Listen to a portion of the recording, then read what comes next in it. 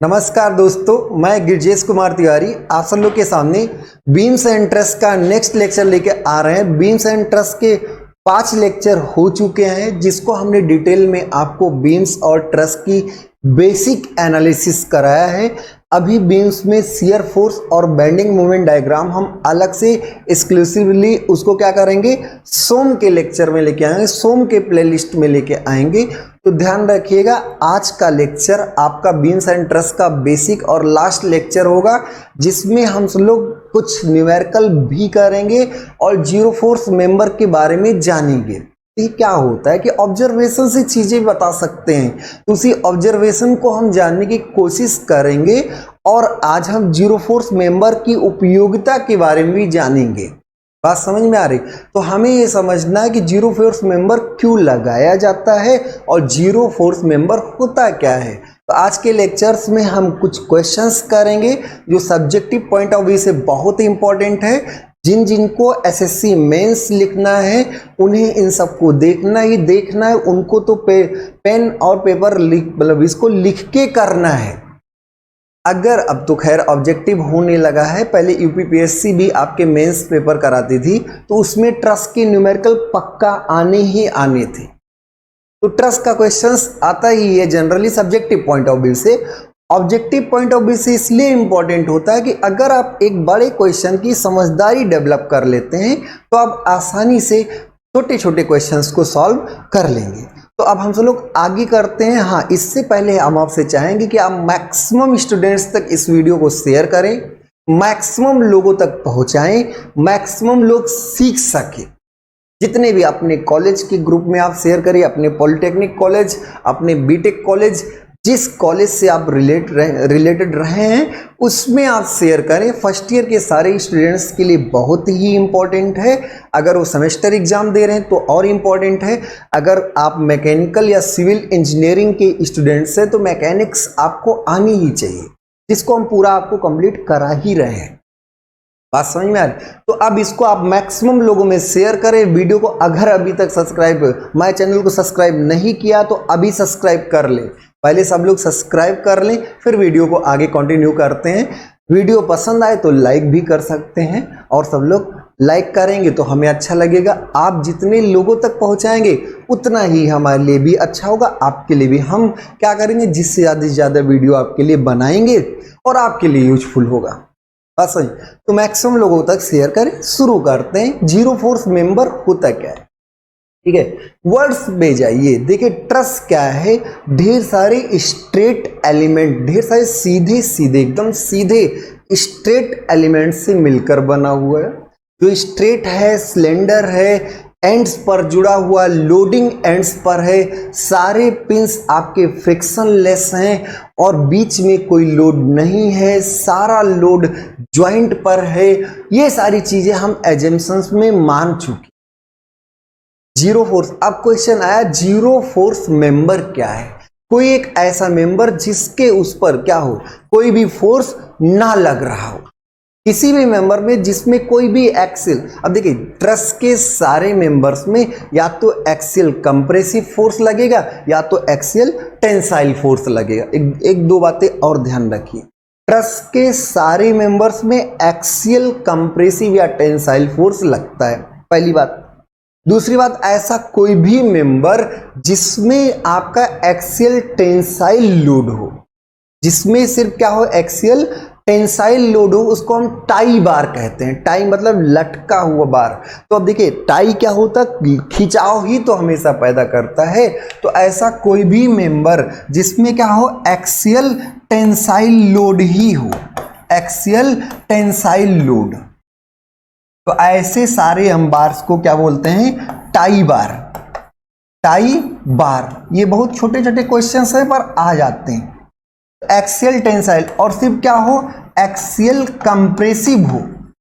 अगर एक्सियल क्या हो, कंप्रेसिव हो, तो उन सब को हम क्या बोलते हैं, उन सब को हम बोलते हैं स्ट्रट। इसको हम क्या बोलते हैं, स्ट्रट। तो ऐसा कोई भी मेंबर जिसमें एक्सियल टेंसाइल फोर्स हो टाई बार कहलाता है। ऐसा कोई भी मेंबर जिसमें एक्सियल कंप्रेसिव फोर्स हो स्ट्रट। और इस एक्सियल कंप्रेसिव में अगर कोई मेंबर एक्सियल कंप्रेसिव फोर्स लग रहा हो और वो वर्टिकल हो, मतलब क्या हो, एक्सियल कंप्रेसिव फोर्स तो लग ही रहा हो, एक्सियल कंप्रेसिव फोर्स तो लग ही रहा हो, उसके साथ साथ वो मेंबर क्या हो, वर्टिकल हो, तब उसको हम क्या बोल देते हैं, कॉलम।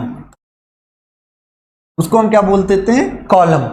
तो ऐसा कोई भी मेंबर जो एक्सियल कंप्रेसिव लोड हो स्ट्रट कहलाता है। और ऐसा कोई मेंबर जिसमें एक्सियल कंप्रेसिव फोर्स हो पर वर्टिकल हो, कॉलम कहलाता है। सारे कॉलम्स स्ट्रट होते हैं, पर सारे स्ट्रट कॉलम हो ऐसा जरूरी नहीं है भाई। हॉरिजॉन्टल में भी कंप्रेसिव फोर्स लग सकता है, इंक्लाइंड में भी कंप्रेसिव फोर्स लग सकता है, और वो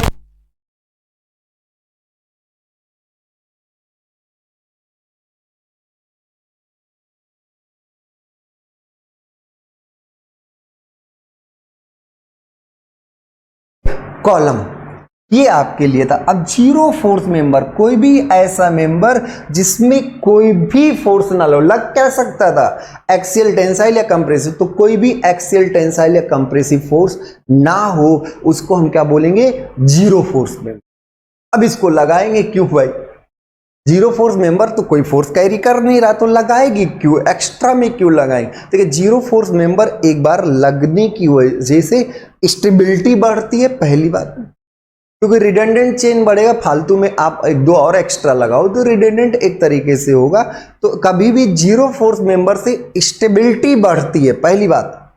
और दूसरा कि अभी जो लोडिंग है ट्रस पर वही लोडिंग रहे हमेशा, ये जरूरी नहीं है। अभी के लोडिंग में कोई भी मेंबर हो सकता है जीरो फोर्स मेंबर हो, पर कहीं और लोडिंग कर देने पर उस मेंबर में लोड आ सकता है। अभी किसी भी मेंबर, जैसे कोई भी हमने क्या किया, ट्रस बनाया, अब उस ट्रस में कहीं लोड किया, लोडिंग किया, तो एक दो मेंबर्स आपके जीरो फोर्स मेंबर हो गए, क्या और भी मेंबर जीरो फोर्स मेंबर, उसमें कोई फोर्स नहीं है। पर कल को लोडिंग बदल गई, तो लोडिंग जब बदल गई तो हो सकता है कि उसमें लोड आ जाए, तो ऐसा जरूरी नहीं, लोडिंग बदल देने से जीरो फोर्स मेंबर बदल जाएंगे। तो जीरो फोर्स मेंबर आपके इसलिए लगाए जाते हैं कि जिससे स्टेबिलिटी बढ़े, दूसरा कि लोडिंग के चेंज होने पर लोड कैरिंग कैपेसिटी बनी रहे, उस ट्रस की लोड कैरिंग कैपेसिटी क्या हो, बनी रहे। तो अब ध्यान दीजिएगा जीरो फोर्स मेंबर कैसे पहचानते हैं, दो बेसिक बातें हैं, उन्हीं को आपको ध्यान रखना, ठीक है। अब मान लीजिए पहली बात आपसे कि किसी भी ज्वाइंट पर ऐसे दो मेंबर्स हैं, सिर्फ दो मेंबर, कितने मेंबर्स, टू मेंबर्स हैं। किसी भी ज्वाइंट पर अगर सिर्फ टू मेंबर्स हैं और कोई एक्सटर्नल फोर्स नहीं है, नो एक्सटर्नल फोर्स, अगर किसी एक ज्वाइंट पर सिर्फ दो मेंबर हो, किसी भी एंगल पर हो, 90 पर हो, 60 पर हो, 70 पे हो, 80 पे, किसी भी, अगर किसी ज्वाइंट पर सिर्फ दो मेंबर हैं और कोई एक्सटर्नल फोर्स नहीं है, तो दोनों क्या होंगे, जीरो फोर्स मेंबर होंगे, दोनों जीरो फोर्स मेंबर होंगे। अब जैसे इसी सिचुएशन में अगर हम इसके अलोंग नेट फोर्स जीरो ले लें, किसी एक के अलोंग नेट फोर्स जीरो, या मान ली किसी एक के परपेंडिकुलर नेट फोर्स जीरो ले लें, तो इसका इसके परपेंडिकुलर डायरेक्शन में कोई कंपोनेंट नहीं होगा, इसका जरूर होगा। अगर हम इसके परपेंडिकुलर डायरेक्शन में नेट फोर्स जीरो ले लें तो इसका इसके अलोंग कोई कंपोनेंट नहीं होगा, पर इसका होगा, और वो क्या होगा, जीरो होगा। तो एक जीरो हो गया, दूसरा भी जीरो। तो एक बात, बहुत पूरी बात ध्यान सुनिएगा, इधर उधर की बातें नहीं। अगर किसी ज्वाइंट पर सिर्फ दो मेंबर्स हैं और दोनों किसी भी एंगल पर हैं, उस पर कोई एक्सटर्नल लोड नहीं लग रहा है, तो दोनों जीरो फोर्स मेंबर होंगे, दोनों क्या होंगे, जीरो फोर्स मेंबर। अगर एक्सटर्नल लोड है तब नहीं, अगर दो से ज्यादा है तब भी नहीं। तो ये बात ध्यान रखिएगा, अगर किसी भी ज्वाइंट पर दो ही एलिमेंट हैं और कोई भी एक्सटर्नल फोर्स नहीं है, उन दोनों एलिमेंट्स अगर आपके किसी एक एंगल पर हैं तो दोनों जीरो फोर्स मेंबर, पहली बात। नोट कर लीजिए, पहला बताया। दूसरा बता रहे हैं, नोट कर लीजिए, स्क्रीनशॉट लेके नोट कर लीजिए। अब अगर किसी एक ज्वाइंट पर 3 मेंबर्स हैं, किसी एक ज्वाइंट पर कितने मेंबर्स हैं? 3। अब इधर की तरफ फोर्स, इधर की तरफ फोर्स, इधर की तरफ 3 मेंबर्स। किसी एक ज्वाइंट पर 3 मेंबर्स हैं और तीनों मेंबर्स में 2 आउट ऑफ 3 क्या है? 2 मेंबर्स आपके कोलिनियर हैं। 3 मेंबर्स हैं और 2 आपके क्या हैं? कोलिनियर है, और कोई एक्सटर्नल फोर्स नहीं है। ऐसी कहीं सिस्टम देखें, नो एक्सटर्नल फोर्स। अगर किसी भी ज्वाइंट पर आपके 3 मेंबर्स हो जिसमें 2 एक ही रेखा में हो, जिसमें 2 एक ही रेखा हो और तीसरा किसी एंगल पर हो, तो तीसरा मेंबर, ये जो तीसरा मेंबर होता है, ये तीसरा मेंबर ही आपका क्या होता है? Zero force member. ZFM का मतलब क्या हुआ? Zero force member. ध्यान रखिए क्या क्या हमने बोला? 3 मेंबर जुड़े हों, 2 कोलिनियर हो और 2 कोलिनियर, तीसरा किसी एंगल पर हो और कोई एक्सटर्नल फोर्स ना लग रहा हो, तो उस समय तीसरा जो होता है जीरो फोर्स मेंबर। अब बताइए, ये दोनों एक लाइन में हैं, इनके परपेंडिकुलर डायरेक्शन में नेट फोर्स इक्वल टू 0 अगर हम कहें, इक्विलिब्रियम में है तो किसी भी डायरेक्शन में नेट फोर्स 0 होना चाहिए। इन्हीं 2 परपेंडिकुलर इसलिए लेते हैं कि दोनों एक दूसरे से इंडिपेंडेंट होते हैं। तो अब इस डायरेक्शन में तो सिर्फ इसी का कंपोनेंट आएगा ना, और इसका कंपोनेंट अगर 0 है तो ये 0 है, तभी तो इसका कंपोनेंट 0 है। तो ये बात, 2 चीजें आप याद रखिएगा। 2 बातें हमने बोली, किसी एक ज्वाइंट पर अगर 2 ही मेंबर्स हैं और कोई एक्सटर्नल फोर्स नहीं है तो दोनों जीरो फोर्स मेंबर होते हैं। अगर किसी ज्वाइंट पर 3 मेंबर्स हैं लेकिन 2 कोलिनियर हैं, एक किसी एंगल पर है और कोई एक्सटर्नल फोर्स नहीं है, तो जो किसी एंगल पर है वो जीरो फोर्स मेंबर।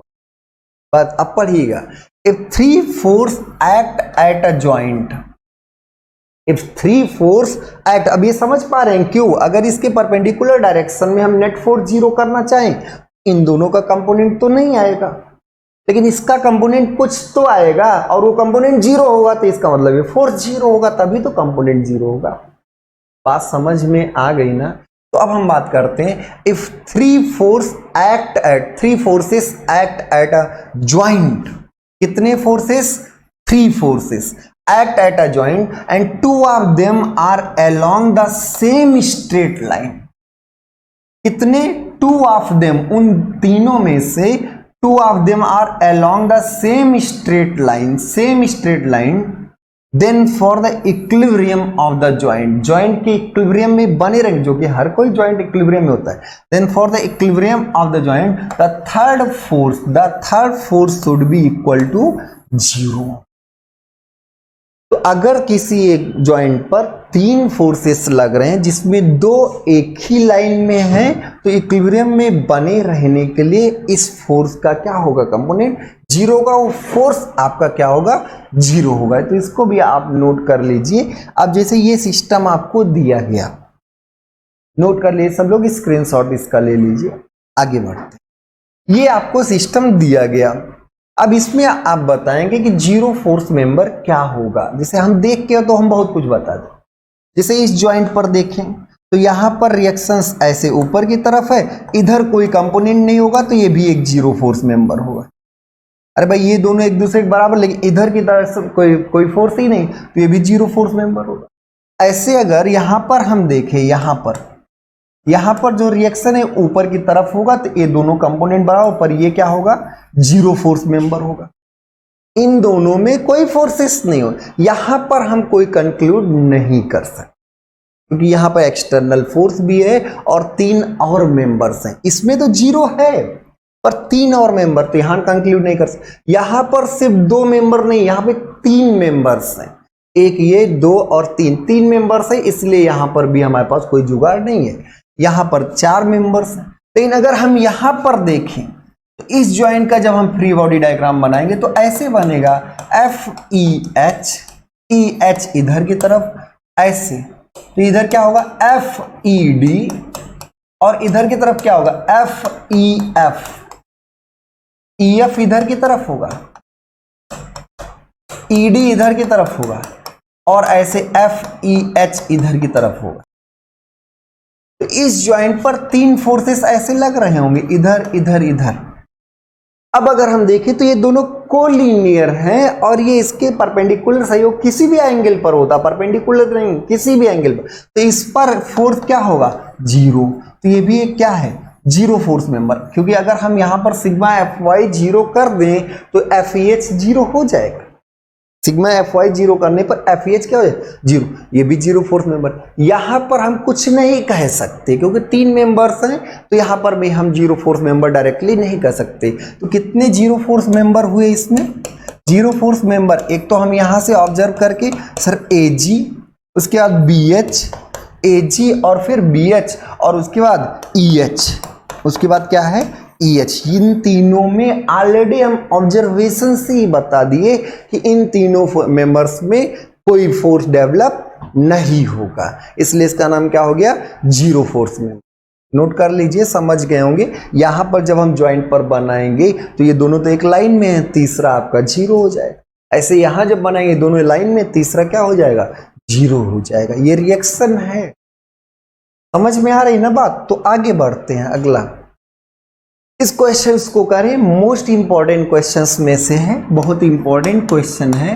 तो इसको अगर आप आसानी से कर ले गए तो सारे क्वेश्चंस आप डिस्कस कर ले जाएंगे। देखिए, for the truss loaded as shown in the figure, truss है loaded as shown in the figure, find the forces in member CE में चाहिए, इस CE में फोर्स चाहिए एंड CF में चाहिए, CE और CF में चाहिए by method of section only, method of section only. बस है, तो मेथड ऑफ सेक्शन से अब CE और CF में चाहिए। अब सोचिए क्या करना है सर, कुछ नहीं करना है, CE और CF में आपको चाहिए और कुछ करना नहीं है। हम समझ गए, इन्हीं दोनों में चाहिए। देखिए थोड़ी देर देख लेते हैं। अब अगर हम यहां से ऐसे काट दें, ऐसे यही काट दे तो ये भी आएगा, ये भी आएगा और एक ये भी, 3 अननोन्स आएंगे। 3 कोई दिक्कत नहीं, 3 गोली हमारे पास होती है, 3 अननोन्स आएंगे, 3 गोली होती है। तो इसी के अबाउट कट कर दीजिए और इधर की छेड़खानी मत जाइए। इधर अगर करेंगे तो रिएक्शंस निकालना पड़ेगा।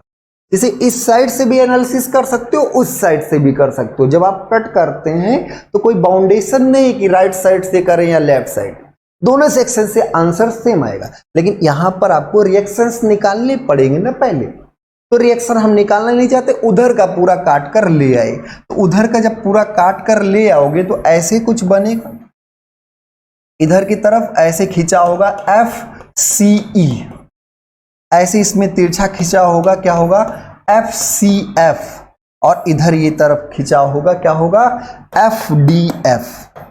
FDF। ऐसे खिंचाव ही दिखाएंगे, भले ही कुछ बाद में नेगेटिव आ जाएगा अगर कंप्रेशन होगा। और ये 10 किलो न्यूटन तो दिखाना ही है, ऐसे यहां पर भी 10 किलो न्यूटन दिखाना है।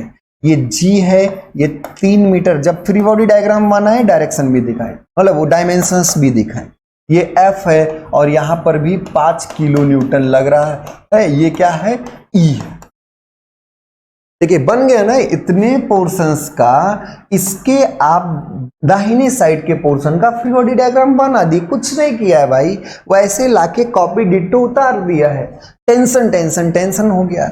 ये मान लीजिए थीटा मान लो, ये एंगल आप थीटा मान लो, तो थीटा क्या होगा, ये 4 है और ये 3 है। तो यहां से आप लिख सकते हो ना कि tan थीटा इक्वल टू लंब बटे आधार 4/3, और यहां से ये आएगा 53 डिग्री के आसपास आएगा। बात समझ में? अब यहां पर अब इसमें आप तीनों इक्वेशंस लगा सकते हैं क्योंकि इक्विलिब्रियम में तो है ही, कहीं से भी काटिए इक्विलिब्रियम में तो है ही ना। तो हम इसमें अगर F के अबाउट मूवमेंट ले लें, ये आपको बनाना समझ में आ गया ना। तो अगर हम इसी में सिग्मा MF मतलब moment about F equal to 0 और एंटी क्लॉकवाइज हमारे लिए पॉजिटिव। तो ये F के अबाउट सर आप क्यों ले लेते हैं, आपको तो सब याद है। अरे नहीं भाई, याद कुछ नहीं था। F के अबाउट लेने से फायदा है कि इन दोनों अननोन का रिएक्शंस, मतलब इन दोनों जो अननोन्स हैं उनका कोई मोमेंट नहीं आएगा। अब F पर खड़े होके हालचाल, FCF नहीं भाई, FDF नहीं, 10 किलो नहीं, इन सब से कोई मूवमेंट नहीं आया। अब आया इस 10 किलो न्यूटन से आया, यहां पर खड़े हो, इससे पूछो तो ये कहेगा ऐसे ऐसे घुमाएंगे। ऐसे का मतलब घड़ी की डायरेक्शन में क्लॉकवाइज, और क्लॉकवाइज का मतलब माइनस, तो एक माइनस 10 गुणे क्या 3। क्यों भाई 3? क्योंकि दूरी 3 है। ऐसे अगर हम FCE से पूछे तो FCE तो कैसे घुमाना चाहेगा? Anti clockwise. FCE ऐसे एंटी क्लॉकवाइज घुमाना चाहेगा ना, कहां खड़े हैं यहां पर, तो ये क्या होगा प्लस FCE इंटू क्या, इन दोनों के बीच की दूरी ये 4 ही तो है, 4, तो ये 4 और कोई है क्या? हाँ सर ये 5 किलो न्यूटन भी है। तो 5 किलो न्यूटन कैसे घुमाना चाहेगा? क्लॉकवाइज, इसके अबाउट ऐसे, तो क्या होगा -5 इंटू 4 और नेट क्या होगा 0। बस यहां खड़े होके यही 3 कुछ जो किए, ये तीनों कुछ किए ही नहीं। तो अब आप आसानी से यहां पर समझ गए होंगे कि क्या किया गया। क्या किया हमने? इसके अबाउट मोमेंट लिया, तो 10 गुणे 3 माइनस में क्योंकि क्लॉकवाइज, 5 गुणे 4 ये भी माइनस में क्योंकि क्लॉकवाइज, और FCE इंटू 4 ये आपका पॉजिटिव एंटी क्लॉकवाइज। तो 10 तिया 30 और 5 चौके 20, 30 20 50, 10 तिया 30 और 5 चौके 20, तो 30 20 क्या हो गया 50/4 कर दोगे तो FCE आपका क्या आएगा? FCE क्या आएगा 50/4 किलो न्यूटन। इसी को हम FCE को लिख सकते हैं 50/4 क्या होगा 12.5, 12.5 किलो न्यूटन। अभी बताइए पॉजिटिव आने का क्या सेंस है? FCE आप सोचिए 10 तिया 30, 5 चौक 20, 30 20 50/4 ही तो होगा, 12.5 होगा, और 12.5 पॉजिटिव आने का क्या मतलब है कि ये टेंसाइल होगा। ये क्या होगा? जो हमने माना वही होगा, टेंसाइल।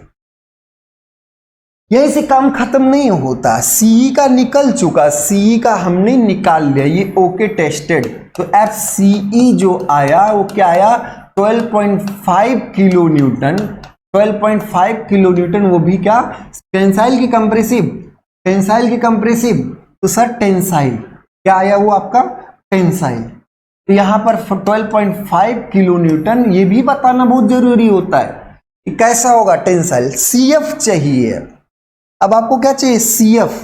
देखिए CF चाहिए तो हम सिग्मा FY इक्वल टू 0 कर लें, बस सिग्मा FY, क्योंकि अभी X डायरेक्शन में करोगे DF भी आ जाएगा, DF मालूम नहीं है, DF जब मालूम नहीं तो सिग्मा FY इक्वल टू 0 कर लीजिए। तो अब इसको आप नोट कर लें, पहले स्क्रीनशॉट ले लें और इसको अच्छे से समझ लें, ठीक है। तो अब सिग्मा FY इक्वल टू 0 कर देंगे, आंसर आगे से हमें आसानी से मिल जाएगा, ठीक है। चलिए आगे बढ़ते हैं, इसी में sigma FY equal to 0, sigma M equal to 0 हमने किया, अब सिग्मा FY इक्वल टू 0 कर रहे हैं, उसी में M से हमें कुछ मिल गया। अब देखिए सिग्मा जब FY इक्वल टू 0 करोगे तो Y डायरेक्शन में नेट फोर्सेस आपका समेशन क्या होगा 0, ऐसे ले लिया। अब देखिए अब इसमें FCF, अब इस देखिए FDF से मिले नहीं, हमारा X डायरेक्शन में कंपोनेंट, Y डायरेक्शन में कोई कंपोनेंट। 10 किलो न्यूटन से मिले, इसने कहा -10, -10 क्यों नीचे है। FCF जो होगा उसका साइन कंपोनेंट ऊपर होगा, तो क्या होगा FCF साइन थीटा, इसका साइन कंपोनेंट ऊपर होगा। ये दोनों हॉरिजॉन्टल है, इन दोनों का कोई कंपोनेंट नहीं आएगा, ये दोनों हॉरिजॉन्टल है तो वाई डायरेक्शन में कोई कंपोनेंट नहीं होगा। FCF का साइन और ये 10, ये भी -10 इक्वल टू 0। भाई क्या करना है, हर एक बल के पास जाओ, कंपोनेंट पूछो। इन दोनों ने कहा हम तो x डायरेक्शन में है, ये इसने भी कहा x, इसका साइन आया और ये दोनों नीचे आएंगे तो माइनस। अब साइन थीटा, तो साइन यहाँ पे देखिए tan थीटा अगर 4/3 है तो साइन थीटा 4/5 होगा, साइन थीटा क्या होगा 4/5 होगा, मतलब 0.8 होगा, मतलब क्या होगा 0.8 होगा। तो अब ध्यान रखिएगा FCF इक्वल टू आएगा 20/sin थीटा, देख लीजिए 20/sin साइन थीटा, अरे 10 10 20 और साइन थीटा, साइन थीटा 0.8 है, तो आपका जो FCF आएगा, FCF ये ध्यान रखिए, FCF F है ये, FCF जो आएगा वो 20/0.8 आएगा किलो न्यूटन। पॉजिटिव की नेगेटिव, पॉजिटिव की नेगेटिव, तो सर पॉजिटिव आएगा, पॉजिटिव आने का मतलब टेंसाइल, तो ये 200/8 हो जाएगा, और 200/8 क्या होता है, 25 8 200, तो आपका FCF जो आएगा वो 25 किलो न्यूटन आएगा, 25 किलो न्यूटन आएगा, और वो भी क्या टेंसाइल, वो भी क्या टेंसाइल, क्योंकि जो हमने माना वही आया, तो 25 किलो न्यूटन टेंसाइल। ऐसे अगर सिग्मा Fx कर दो तो इसका एक x कंपोनेंट आएगा, और ये आपका 7.5, तो FDF निकल जाएगा। अगर सिग्मा Fx कर दें तो FDF निकल जाएगा, और FDF अगर पॉजिटिव आए तो टेंसाइल, अगर निगेटिव आए तो कंप्रेसिव। तो इसको भी आप नोट कर लें। सिग्मा Fy क्यों किए, क्योंकि हमारा टारगेट था कि y डायरेक्शन में हमें FCF चाहिए था, FCF, लेकिन हाँ ये है FDF अगर निकालना होगा तो FCF तब भी निकालना पड़ेगा। क्यों, क्योंकि इसका कोई एक कॉस कंपोनेंट x डायरेक्शन में भी है, तो FCF पहले निकाले, FDF भी आसानी से सिग्मा Fx = 0 से निकाल सकते। तो मेथड ऑफ सेक्शन से हमने पहले इस सेक्शन को कट किया, अलग उसका फ्री बॉडी डायग्राम बनाया, रिएक्शन निकालने की जरूरत नहीं पड़ी, उधर के पोर्शन से एनालिसिस कर दिया, sigma m = 0, sigma Fx = 0, sigma Fy = 0, हमें फोर्सेस मिल गए। क्लियर, बहुत शानदार और इंपॉर्टेंट क्वेश्चन है, इस क्वेश्चन को बहुत ध्यान से करें, और भी मेंबर्स में हो सकता है फोर्सेस निकालने पूछा जाए। अगला ये भी क्या है, determine the forces in the members of trusses as shown in the member of the truss as shown in the figure. क्या कहा गया, क्वेश्चन क्या है, डिटरमाइन द फोर्सेस, हमें फोर्सेस निकालने in the members of the truss, in the member of truss as shown in the figure, जैसा कि figure में दिखाया गया है। In member of the truss जो है as shown in the figure, आप सब लोग इसमें क्या करना है, हर एक मेंबर में आपको फोर्सेस बताने। ये मेंबर्स क्या है, 1 2 3 4 5 6 7 मेंबर है, समझ में आ रहा है ना, 1 2 3 4 5 6 7, सातों मेंबर में फोर्सेस बताना, नेचर बाय डिफॉल्ट बताना है।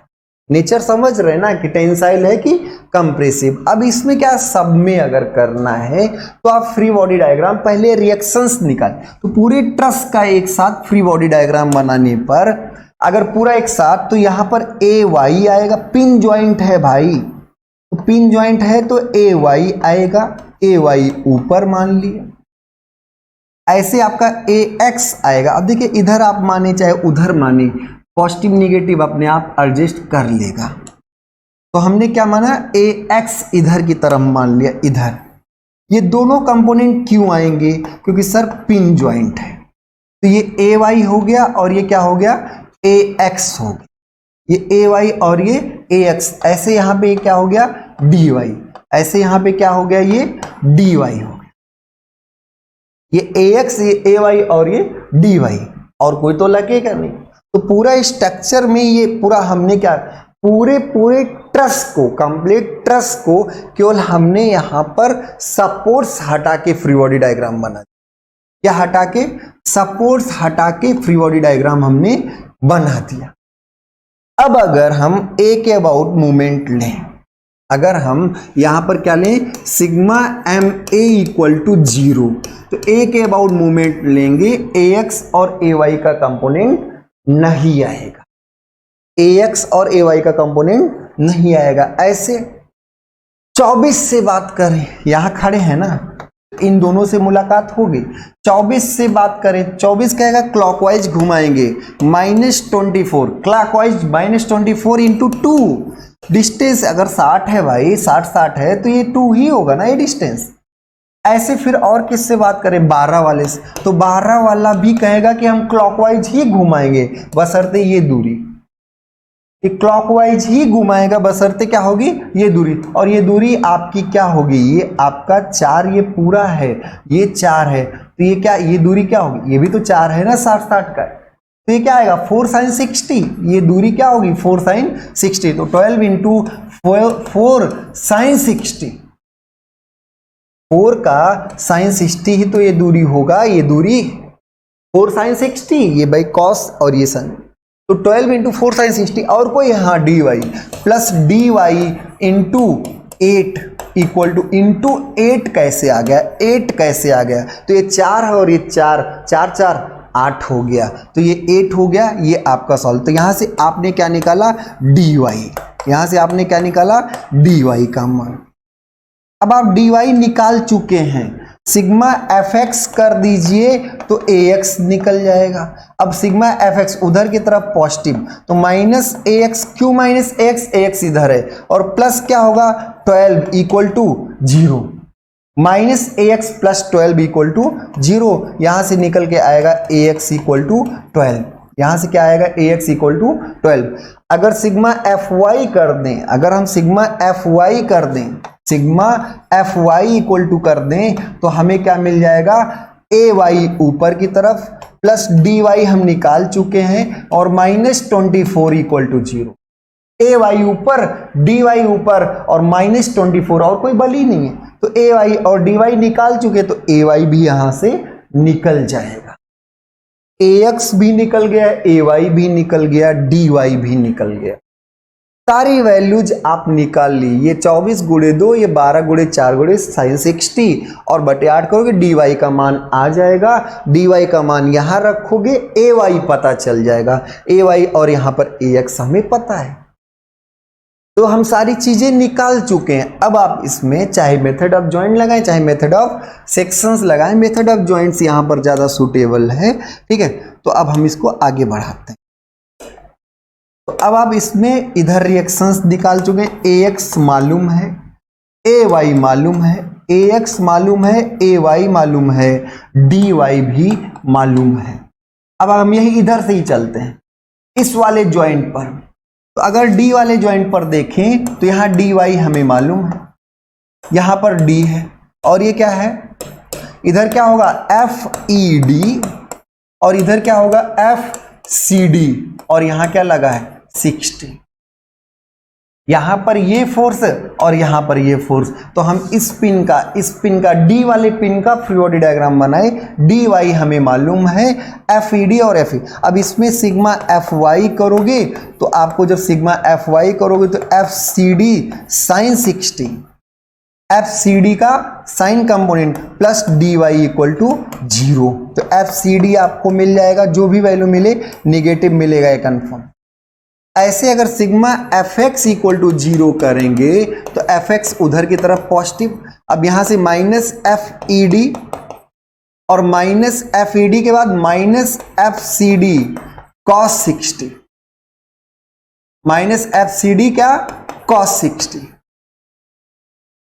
अरे भाई ये इधर की तरफ माइनस FED और इसका भी cos कंपोनेंट, अब जो है यहां जो वैल्यू आएगी पॉजिटिव नेगेटिव जो भी आएगी वही वैल्यू यहां रखना, निगेटिव आए तो निगेटिव रखेंगे, पॉजिटिव आए जो वैल्यू आए वही रख दो बस। तो FED भी निकल जाएगा, FCD निकल गया, FED निकल गया, सिग्मा FY करने पर और सिग्मा FX करने, तो D पर इन दोनों मेंबर्स के फोर्सेस हम बता दिए, पॉजिटिव आया तो टेंसाइल, नेगेटिव आया तो कंप्रेसिव। ऐसे A पर लगाओगे तो इन दोनों का पता चल जाएगा, A पर AX भी है, AY भी है। पहले आप इसको कॉपी कर लें, कैलकुलेशन आप घर पर भिड़ाएंगे, FCD सीक्वेंसली है, पहले FCD निकालेंगे, यहां रखेंगे, FED पता चल जाएगा। तो ध्यान दीजिएगा ये सारी चीजें आपको करनी पड़ेंगी, मिटा रहे हैं स्क्रीनशॉट ले लीजिए सब लोग। अब अगर A पर लगाया जाता है, A पर क्या होता है, AX इधर की तरफ, AY इधर की तरफ, और ऐसे आपका FAB और इधर की तरफ FAE 60 डिग्री, ये यहां पर ज्वाइंट कौन है A। अरे भाई यहां इधर की तरफ AX इधर और AY इधर, ये AX और ये AY, हमने सब कुछ दिखा दिया। अब इसमें अगर सिग्मा FY करो तो सिग्मा FY इक्वल टू 0, ऊपर की तरफ पॉजिटिव, तो AY ऊपर रहे और FAB का साइन कंपोनेंट आएगा, FAB sine 60 equal to 0, FAB sine 60 equal to zero, F A B का साइन। तो यहां से ए वाई मालूम है भाई, ए वाई मालूम है तो एफ ए बी निकल गया, ए वाई मालूम है तो एफ ए बी निकल गया। ऐसे अगर हम यहां पर जाएं, sigma F X equal to zero करें तो सिग्मा एफ एक्स में क्या आएगा, F A E minus A X plus A F A B cos 60, F A B cos 60 equal to zero. ध्यान से देखिएगा, एफ ए ई पूरा पूरा, एफ ए बी का कॉस 60 और minus A X equal to zero. A X मालूम है, हाँ मालूम, ए बी मालूम है, हाँ मालूम, तो क्या ए ई निकल जाएगा, तो एफ ए ई भी आपका निकल गया। तो ऐसे यहां पर एफ ए ई और एफ ए बी आपने निकाल लिया। ऐसे इस ज्वाइंट पर लगाए तो यहां दो अननोन है, निकल जाएंगे।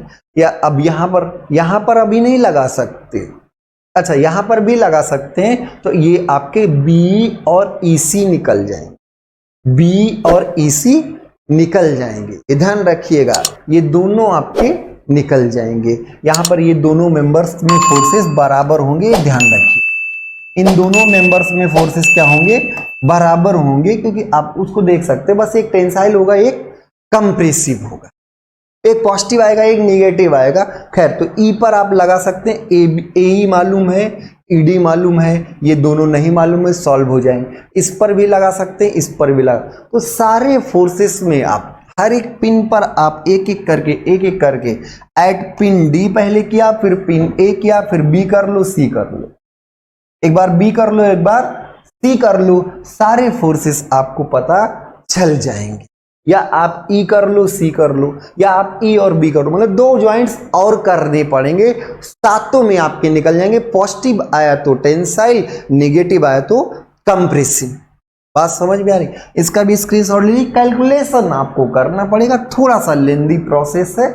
ऐसे में क्या होता है कि सारे मेंबर्स में पूछा नहीं जाता, कहीं एक आध मेंबर में पूछा जाता है, जो कि जल्दी से सॉल्व हो जाता है। ठीक है, तो हम सब लोग ने ट्रस और बीम की बेसिक चीजों को बहुत ढंग से समझा, बहुत अच्छे से क्वेश्चंस भी सॉल्व किए, बहुत ढेर सारे क्वेश्चंस सॉल्व किए। अब ध्यान रखिए कि इससे आगे भी हम ढेर सारे क्वेश्चंस करेंगे, इस चैप्टर से रिलेटेड सारे क्वेश्चंस करेंगे, उससे भी आगे कुछ हम सब्जेक्टिव क्वेश्चंस भी इसमें लेके आएंगे। पैरेलल में आपका शेयर फोर्स और बेंडिंग मोमेंट डायग्राम भी होगा, हम जिसको शेयर फोर्स और बेंडिंग मोमेंट ऑफ डायग्राम को आपको बहुत डिटेल में कराएंगे, आप क्वेश्चन देख के कर ले जाएंगे। तो बिल्कुल घबराने की जरूरत नहीं है, मैक्सिमम लोगों में शेयर करिए, आगे के लेक्चर और शानदार होने वाले हैं। अगर चैनल को सब्सक्राइब नहीं किया तो सब्सक्राइब कर लीजिए भाई, दबा दीजिए, उंगली लेके दबा ही दीजिए ना, घंटी भी दबा लीजिए, गुनगुना बजता रहेगा। तो शेयर करते रहिए, लोगों में मैक्सिमम लोगों तक ये पहुंचना चाहिए। सब्सक्राइब कर लीजिए चैनल, और अगर आप हमारे साथ टेलीग्राम चैनल में जुड़ना चाहते हैं, टेलीग्राम चैनल भी है गिरजेश तिवारी लर्निंग पॉइंट के नाम से।